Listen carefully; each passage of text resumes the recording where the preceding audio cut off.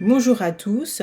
Plusieurs études intéressantes nous ont été présentées au cours de cet ASCO concernant les cancers gynécologiques, qu'il s'agisse du cancer de l'ovaire, de l'endomètre ou encore du cancer du col de l'utérus.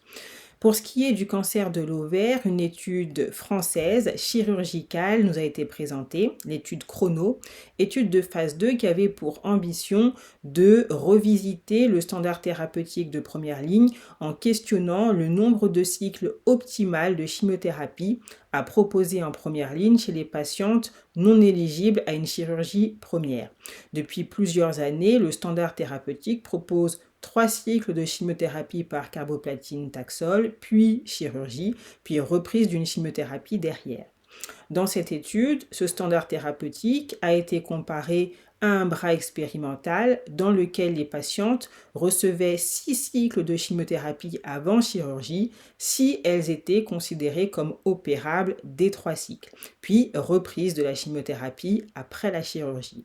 L'objectif était de démontrer une supériorité en termes de survie sans rechute et également une moindre morbidité et de ce fait une amélioration de la qualité de vie des patientes. L'étude est négative, elle n'a pas démontré de supériorité en termes de survie sans rechute et la qualité de vie était inchangée entre les deux bras. Donc l'étude Chrono ne permet pas de modifier notre stratégie thérapeutique néoadjuvante dans les cancers de l'ovaire en première ligne. Autre étude française intéressante présentée au cours de cet ASCO, l'étude TEDOVA. L'étude TEDOVA s'intéresse aux patientes atteintes d'un cancer de l'ovaire en rechute platine sensible.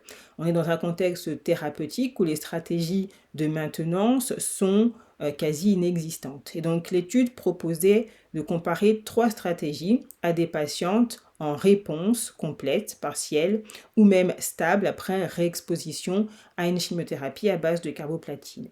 Le bras standard reposait sur l'observation et les 2 bras expérimentaux comportaient pour l'un un vaccin thérapeutique OSE 2101 qui cible plusieurs antigènes HER2, P53, MASH3, MASH4 par la médiation du complexe HLA-A2.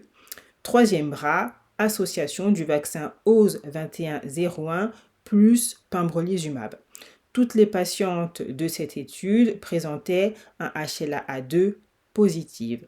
Et l'étude est positive sur son critère de jugement principal puisqu'elle a démontré un bénéfice significatif en termes de PFS de la stratégie combinant OSE 2101 plus pembrolizumab versus le bras standard avec un hazard ratio à 0,53. Donc cette étude ouvre une perspective de stratégie innovante en maintenance chez les patientes en rechute platine sensible. Dans le cancer de l'endomètre, nous avons eu l'actualisation d'études majeures, actualisation de l'étude Rubik qui, pour rappel, comparait l'association carboplatine-paclitaxel plus dostarlimab versus paclitaxel plus carboplatine seul.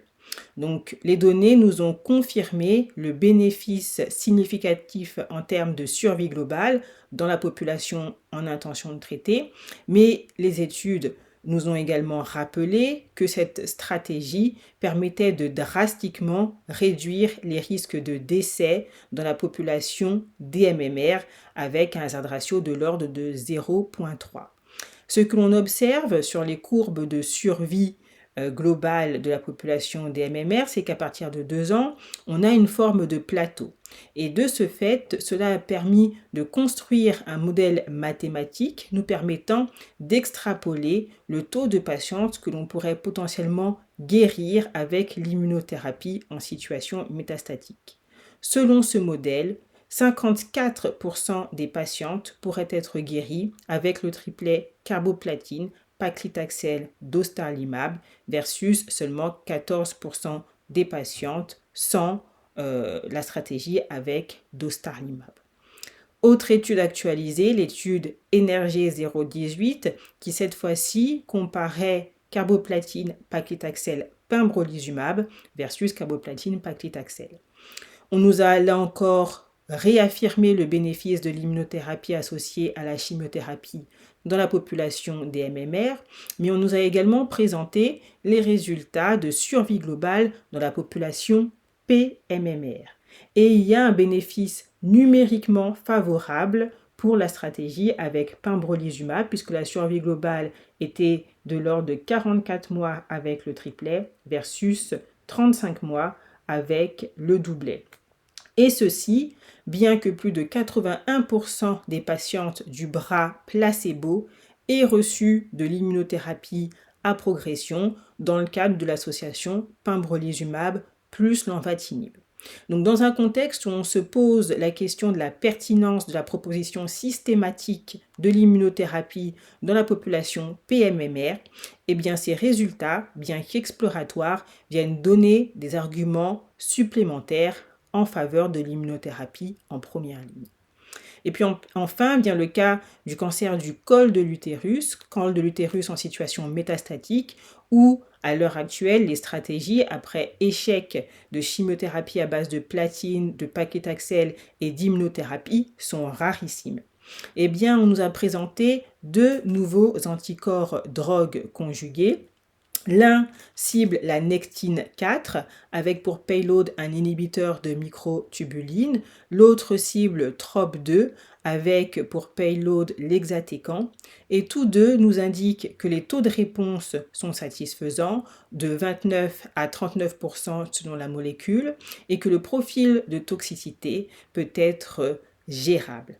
Ces molécules présentées dans le cadre d'études de phase 1 sont donc pour l'instant à un stade précoce de leur développement, mais ouvrent la voie à un panel thérapeutique beaucoup plus diversifié en situation métastatique dans le cancer du col de l'utérus.